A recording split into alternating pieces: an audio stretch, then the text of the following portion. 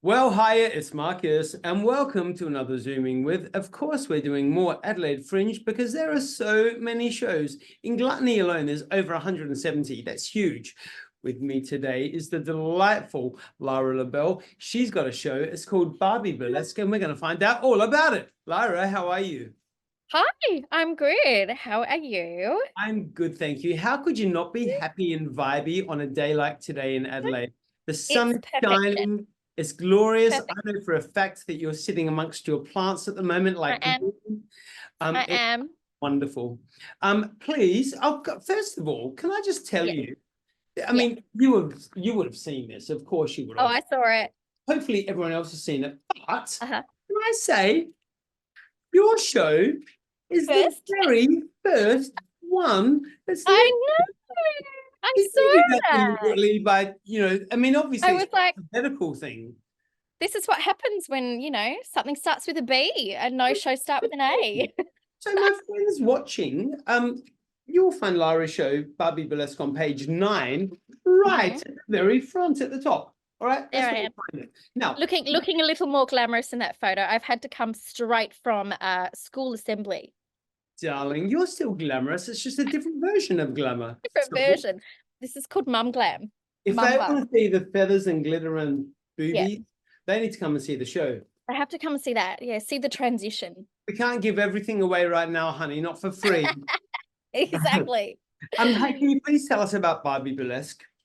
Yeah. So the Barbie movie launched in, was it the August, end of July. The Barbie movie, the new Barbie movie, launched end of July. And I went to the opening night and I was just looking at it going, I can do something with this and I can put this on stage as a burlesque act and as a burlesque show. And so the next day, while driving on holiday, I got on my phone, messaged my personal assistant and said, we're doing this, messaged the venue, messaged all the people I wanted and booked a show within 24 hours and sold it out within 3 days, maybe 5 days, and then put the show on within 10. Yeah, that's what happened. Major.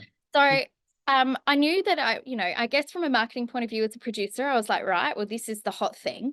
And the truth was, Marcus, is I was like, I'm the right person to do this in Adelaide. I know the best performers in the biz, and I've been doing this for a long time as, I'm the producer and owner of Hot Sauce Burlesque. And I thought, I'm going to do Barbie my way. So put the show on, huge success, had to put on another one, sold that one out as well. And that was that. And the truth is I thought, well, maybe people are a bit over it now, and I won't put it in to Adelaide Fringe. So I actually applied to Gluttony with another show, and they got back to me and they said, oh, we're not really that keen on this on this one. I said, well, I've got this Barbie show, and they were like, done now. And Oh, then the gorgeous people at Gluttony put me on this incredible. I love the UQO; it's my favorite 10, and gave me an incredible 10 o'clock time slot, which is perfect for my style of show.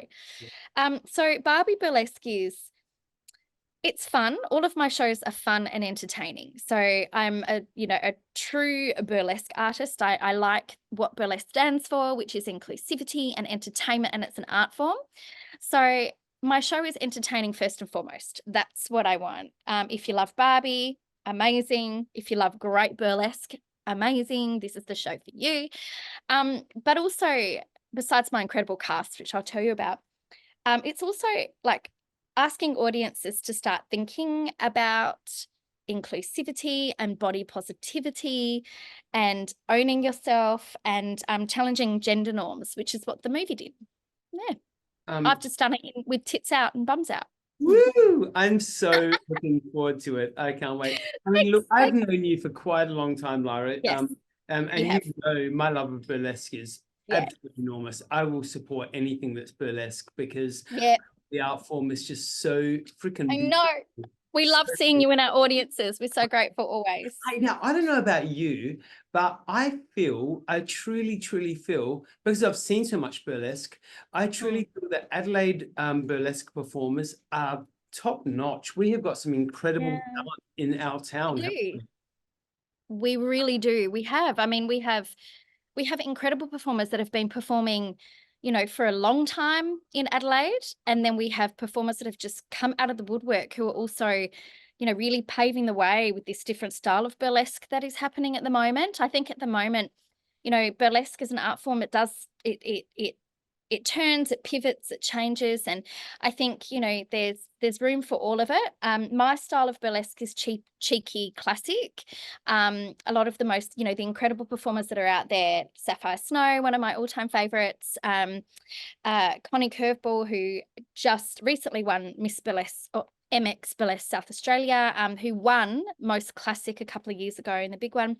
Very classic performers, but then there's these new performers coming through who are a little bit more politically driven, a little bit more neo-driven, and I just love the talent pool and mixing them all together. That's my idea of a great show. Burlesque just isn't that. The diversity that you can find in a burlesque performance is enormous. It's wide ranging. Yeah. Yeah, exactly. Speaking of performers, darling, and they may not well all be Adelaide performers, but tell me some of the lineup in the show. Okay, I have a secret, and that is it's not completely confirmed yet.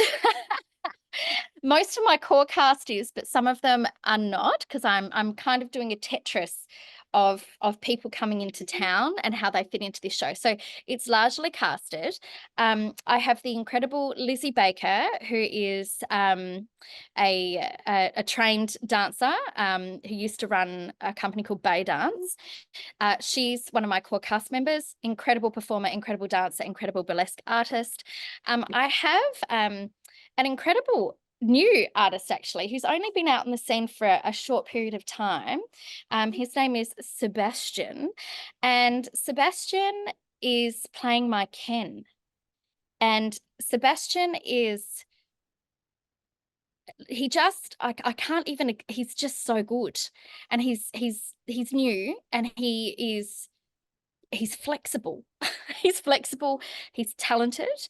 So Sebastian's one of my new ones and someone to keep an eye on.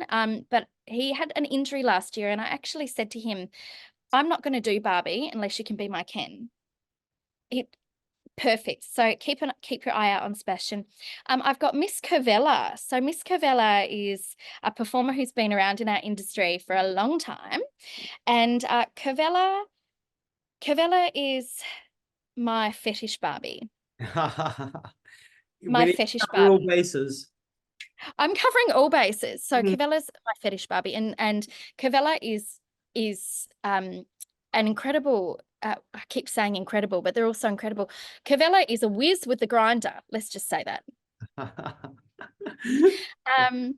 A whiz with the grinder. I also have the newly crowned Miss Nude Australia coming in to do some gymnastics Barbie for me. Fantastic. Where's she from? Where is she located? Yeah, an Adelaidean. Wow. Yeah, I'm telling you, my locals. Go Adelaide.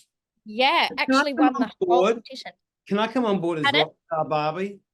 Oh my, you'd be brilliant, yes. Or you could sub in for Ken too. Well, I don't know if this hair will do it, but I'll give it a shot, darling.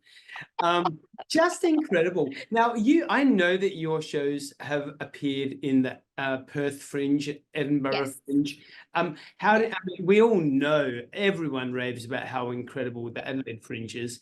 In your view, what makes Adelaide Fringe stand out from the other fringes that you've performed in? It's the best in the world. It just is. It's the best in the world. I think that there is so much more. I think it works as an actual fringe. So, fringes should be about the fringe artists. It shouldn't just be about the big name artists, which often happens in a lot of these other fringes, where it becomes more about who's got the money, who's got the producer behind them. And that's not what a fringe is. And I feel that what Adelaide does really well, Adelaide Fringe does very well, in my opinion, is it does look after the artists that are self-producing. So, it gives, like, at the moment, the amount of support there is with grants as well for locals is incredible. Like, it is amazing that there's this financial offer for the local that's trying to get their work up. I feel that there is support for the shows like mine, which are largely self-funded, and that it creates a real camaraderie with a lot of the other shows. And I feel that with Adelaide Fringe, we tend to show jump. So as an artist, you know, with the artist passes, you're welcome to come into other people's shows if there's room, obviously, and be part of it and help each other out and be like, okay, I need bums on seats. You know, you can reach out to other shows, you can reach out to other producers, and it's more of a camaraderie rather than a look, we are all fighting for the same thing, Marcus. We are, and that is we want bums on seats. Yeah. That's what we want. You know, it's not even necessarily for a lot of us about making the money. It's about the bums on seats and the recognition. And I feel that what Adelaide does really well is that we work as a community. Whereas, you know, I've done Perth Fringe, which I've loved, but I think the reason I've loved Perth Fringe is, and it is an incredible fringe, but it's because I've been away on holiday. Yeah. Here in Adelaide, because I'm still running my school, I'm still a parent. It's not as easy to work in Fringe, but being in Perth, it was easier because I was there with my kid and we were on holiday. But I just felt that the support for the little guy wasn't there as much as it is here. I think that's the real focus on Adelaide, is making sure it stays as a Fringe. Don't you find, I mean, it doesn't matter the genre of the show that's in Fringe, you know, it could be cabaret, it could be music, it could be comedy. Yeah. You know, there's a plethora of different genres, but everybody comes together. It's like a great big, like you said, the word community, and it covers all the styles of shows going on. Community. Which I love it. Now, hey, let's come back to you for a minute. When you realized that entertainment, you know, performing was in your blood, what was it about burlesque that really drew you to that? What do you love about burlesque? I think what drew me to burlesque was I had years as a dancer, and you hit a certain age and body type where you can't dance anymore. And, you know, it's the sad reality of that industry. It may be changing now, but it wasn't back you know, years ago. So I think I started burlesque. I actually didn't start burlesque until I was 35, about 35. And I loved the art form behind it. I loved the fact that with burlesque, you don't have to be amazing at any one thing. So you don't have to, like, in fact, we call it burlesque artist or a burlesque performer, not a burlesque dancer, because you don't have to be a dancer to be a burlesque performer. But you have to be good at something. So, you know, whether or not it is comedy or, you know, hyperflex or, you know, you are a great dancer or you're a great comedian or I just said that, but, you know, or you're a great actor or conceptualizer, or you've got a story to tell. And I think that's what brought me. Storyteller, yeah. A story to tell or a political statement to put forward. You know, so I think what brought me into the burlesque world was I loved the glamour, but I loved being able to be Lyra La Belle. So I loved who Lyra is. Lyra is a bit of a lush, Marcus. She loves a drink, but she's cheeky and she's sexy, and she absolutely thinks that you are lucky to be looking at her. Yeah. And I think that's what really brought me in, because as a 35-year-old, and then, you know, I had a baby at 40. I'm now, you know, 49 this year. Like and I'm the most successful I've ever been as a 49-year-old woman, you know? Yeah. And I think that's what with burlesque, what just the art form behind it and the inclusivity of it, and not just, you know, how it makes you feel within your own body, but how it makes other people feel when they see you owning your own body, you know, like it's powerful. High five. It's so yeah, it's so powerful. And it really, really, I've said this before, and I mean it with complete authenticity.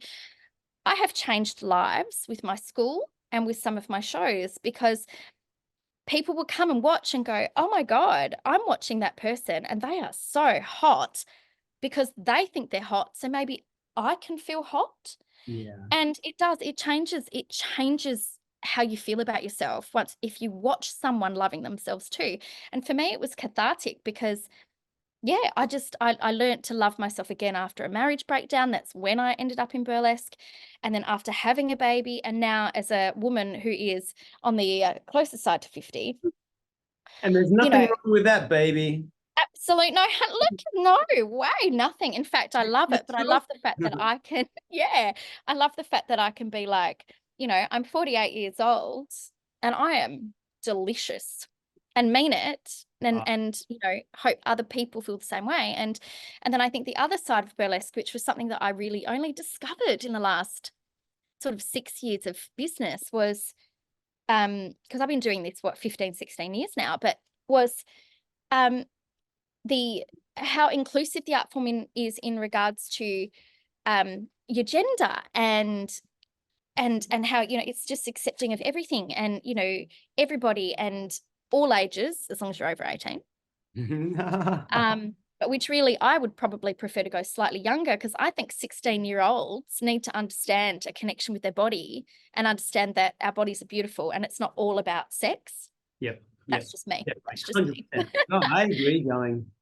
Yeah, I let the 16-year-olds in if they come with a parent, because I'm like, you should be watching this so you can see how gorgeous everyone is and stop going, oh my God, I'm not 42 kilograms. And, it's dangerous. It's empowering, empowering. And like you said, So it's you got not me started now, can't stop. It's sexy. And there's a massive difference between that. Yeah. Another thing I really enjoy about burlesque these days, and it's obviously been, the last 10 odd years, but the male figure in burlesque these days. Defining, it's all encompassing. And I don't care who you are in the audience, whether you're male, female, whoever you are in the audience. I think you watch that performer and be like, you know what, that's good. You may be a guy in the audience watching a guy performer, but I think that still really connects with it. It's like, you know what, good on you. Yeah, and I do. I think that what burlesque is doing as well is it's changing what we view of as gender norms, you know, and that's just so crucial now. And, like in my school and in my shows I am inclusive. Yeah. You can be able-bodied or disabled-bodied. You can be, as long as you're good, non-binary, like it's just literally going. And I think I'm trying to get my words out because I'm overexcited now talking about this. But I think the thing is that you can go to a show like Barbie, which is like, I am throwing some gender norms out there. It is, I cannot wait for this show. And some of my cast, which I haven't spoken about, so hot. But, I think that you can come to a show like that, majority of people, and go, okay, Barbie, woo, it's Barbie, it's pretty women dancing around, la la la la. But I think that you can go to a show like mine and then just literally look at the talent and not even think about a gender. Like you're just like, my favorite act was that one because of this, not that was my favorite act because she looked hot, or I was threatened by that act because that was what my image of what a man should be. Why are they in female underwear? Yeah. Do you know what I mean? Oh, I think it just touches those norms of like talent. Definitely.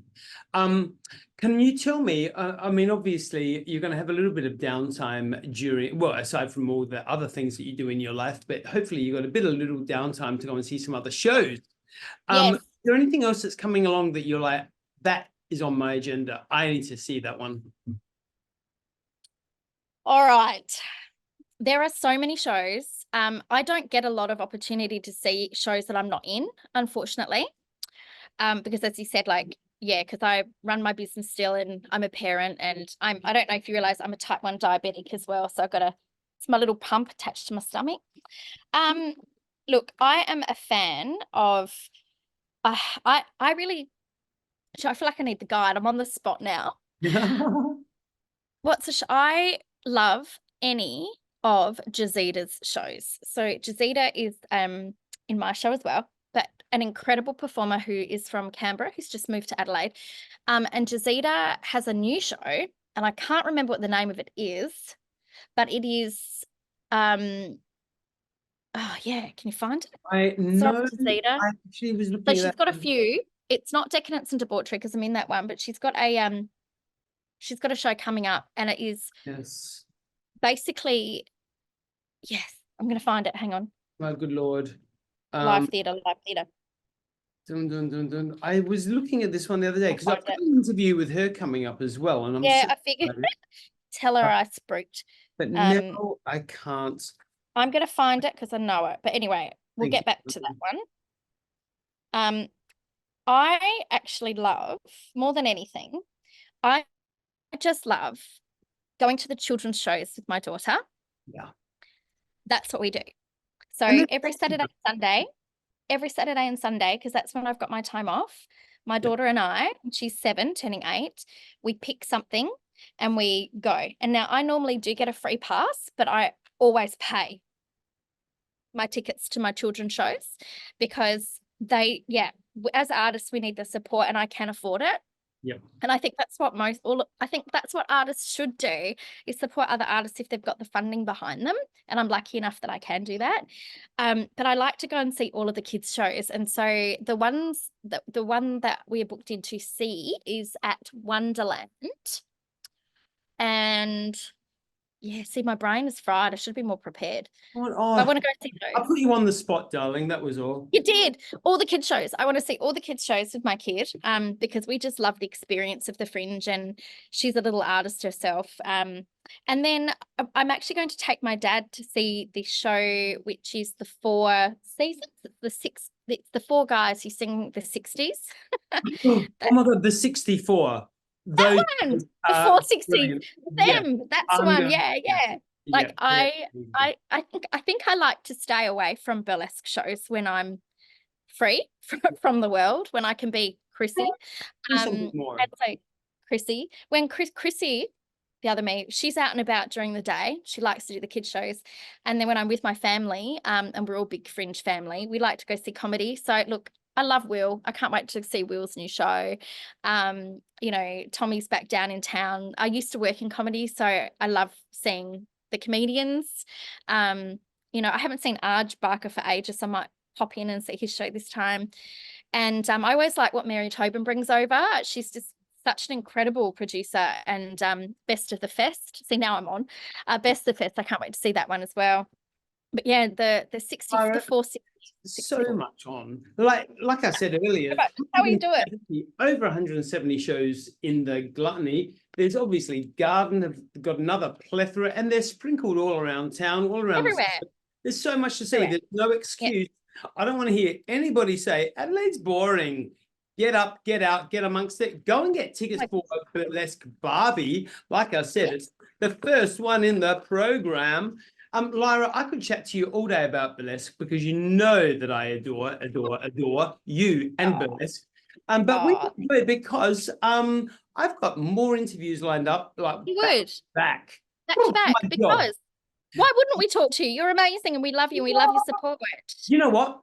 We need, as Adelaideans, to get up and shout out how fabulous arts and entertainment is, and make it huge. You know what? Let's topple sport off that ranking. We can do it. I mean, nothing wrong with sport. Nothing wrong with sport. I like it. But arts and entertainment. We're amazing here. Lyra, you have an amazing 2024 Adelaide Fringe. I cannot wait to see you out and about. I'm coming to you, and I'll see you soon. Mwah. Mwah, mwah. You're the best. You're the best.